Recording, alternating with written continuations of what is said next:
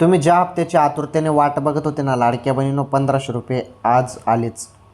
हो, आज आलेच पैसे सर्व लाडक्या बहिणींच्या खात्यामध्ये. अखेर सर्व लाडक्या बहिणी खुश झाल्या. सर्व बहिणींच्या खात्यामध्ये पैसे जमा झालेले आहेत.